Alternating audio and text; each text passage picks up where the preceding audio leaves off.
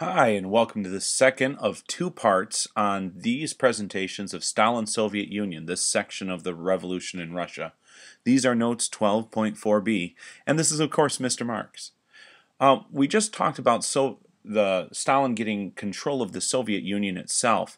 This is going to talk more about what some of those policies are long-term, and in this case, what Soviet foreign policy was. If you remember, one of the tenets of communism is that everything needs to be controlled by the state. That all means of production are controlled by the workers. This is essentially a moneyless system. The idea is that everybody gets what they want according to need. Now, the Soviet Union still used money. There has to be some means of deciding, how much people get of whatever, how much their work is worth.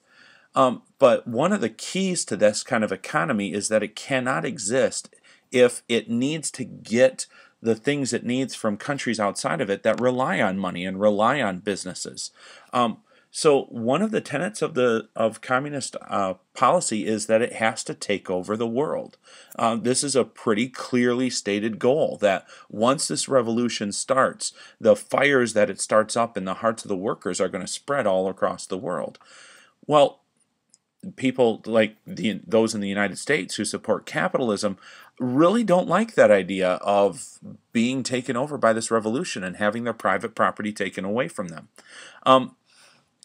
Even though the international communist group, the Soviet Union and the satellite nations around it, was supposed to create this worldwide revolution, Lenin realized really early on that they're going to have the help of other people. Among the things that they will do is they will sign the League of Nations. They want to improve their relations with the West. If you remember, the West had been supplying freedom, had been supplying weapons and armor to the and soldiers to the White Army, who had been fighting the Red Army during that Russian Civil War. And even with the Soviet Union making these steps towards trying to reconcile with Western powers still aren't going to trust them. We haven't, the Western nations still haven't been receiving a lot of news from anything beyond the Iron Curtain. There was still a lot of revolutionary propaganda that was coming through.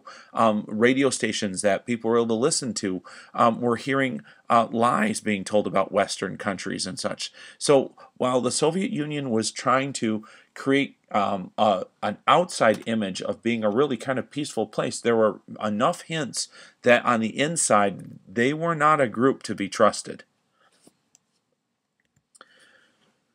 One of the reasons that they weren't to be trusted was Stalin had created a totalitarian state. A totalitarian state is when one group of people have complete control of every aspect of people's lives. There are many totalitarian states through history, but at this time period, the Soviet Unions and the Nazis are going to be two of the major ones that people will focus on. This is it's a dictatorship. It's only one party because only the Communist Party was allowed to run for any election. Basically, the idea is if you weren't pro-communist, then you were obviously against everything the Soviet Union stood for, so you weren't allowed to be a part of the government. Stalin also, if you remember, was going through those great purges and such. He was so afraid of anybody even slightly contradicting him that anyone who did would be sentenced, imprisoned and often killed. And because he couldn't trust people or to come out with this information on their own, he actually created secret police to infiltrate neighborhoods, to become best friends with some of his political rivals so that he'd have informants that could tell him what was going on. He even encouraged children to report their own parents for thoughts which were against the communist mindset. So he creates this totalitarian state largely through terror and fear. He creates it through propaganda. There are many instances of him trying to show how much better life is under the Soviet Union. In fact, he'll falsify documents to make it look like things are better than what they actually are. And because he controls all of the news agencies, nobody's able to say anything against him. Nobody knows any better, even though they have hints that it isn't. He's going to remove religion, so there's nothing else to compete with his power and the power of the state. And he's going to reward loyalty. When it comes to removing religion, one of the tenets of communism under Karl Marx was atheism. Karl Marx believed that religion was the opiate of the masses. He said it was just simply a way of keeping poor people under control by telling them that there aren't any rewards in this life because there will be greater rewards for them in the next life. He said it was a convenient lie that allowed the people who had everything that they wanted to keep other people from taking it from them. Atheism itself is supposed to be the belief that there is no God, and this actually becomes the state religion of the Soviet Union. While Marx didn't like it because he felt that the church's goals were ultimately evil, Stalin preached it because, like I said just the slide before, he did not want anybody to compete with the people's loyalty. So for this reason, religious practices were banned. The Bible by itself would be enough to get you arrested should you be caught with it, and you didn't have a good excuse for having it. Churches were turned into government buildings and museums. Religious leaders were often imprisoned or killed. Part of this also was because the Orthodox Church, the Russian Orthodox Church, had supported the Tsar back during the Civil War. But a lot of it was because these religious leaders had been speaking out against what Stalin was doing. The murders of all those people in the communes, the starvation that was going on in the countryside. They had their own information system, were hearing about these horrors and were trying to put a stop to it. So Stalin stopped them, and in the process destroyed some glorious architecture as well. The church on the left there is the Cathedral of Christ the Savior in Moscow, and that will be demolished by Soviet authorities in 1931, where they'll try to put a people's palace in its place, called the Palace of the Soviets. The palace would never get finished, and it eventually will be demolished, and this cathedral will be rebuilt in 2000. On the right is the Russian Orthodox Cathedral. A landmark in Baku, and it'll be also demolished in the 1930s by the Soviet Union, and it's like just not seen again. I remember that I had said one of the ways he could establish this totalitarian regime was through rewarding loyalty, and because those people who were loyal to Stalin usually got any favors that they wanted as long as he was sure that they were remaining loyal, as long as his paranoia didn't start to creep up on him.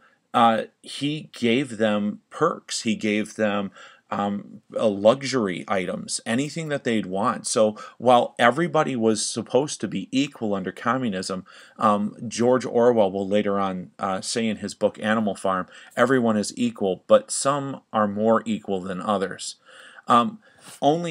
Only a few people could end up in these higher ranks of the Communist Party, and these few people were the ones who enjoyed the riches that Stalin was able to pretty much take from the rest of the people.